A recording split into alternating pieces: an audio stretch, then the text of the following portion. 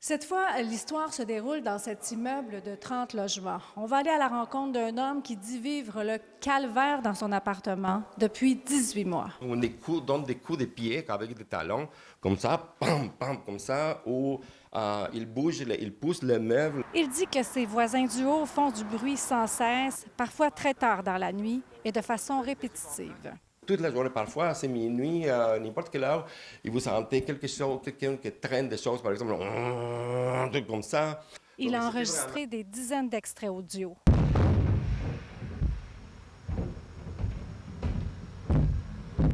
Dans cet extrait, on entend les locataires d'en haut marcher fort avec leurs souliers sur le plancher mal insonorisé. Dans celui-ci, on dirait une machine à coudre. Il a tenté de résoudre le problème avec eux, mais ça a donné l'échange qui suit. Okay, you want to move, you can move too. I'm not going to move. I'm not moving either. Well, we will have to let the rental board decide then. Okay? I have proof of the noise every night, and I have recordings. Of walking. Yes. Of walking. Yes.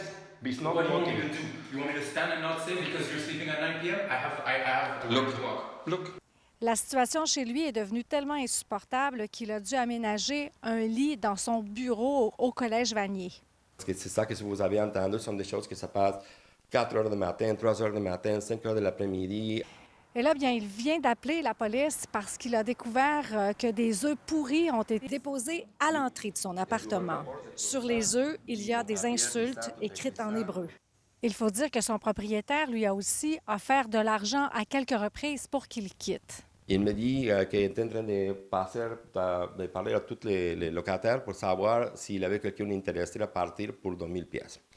2000 $2000.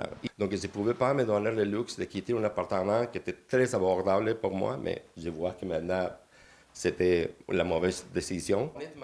Il vit maintenant chez un ami et a déposé une plainte officielle au tribunal administratif du logement. Il réclame la moitié de son loyer depuis février 2024 et des dommages punitifs. Surtout dans des appartements de vieux bâtiments comme ça, qui ne sont pas insonorisés, on a besoin d'une collaboration et un dialogue avec les voisins, parce que si ça aurait été des bruits ou d'une fois de temps en temps... Dans un courriel transmis à M. Abrilé, le propriétaire explique que les locataires du haut se sentent aussi dérangés par sa présence.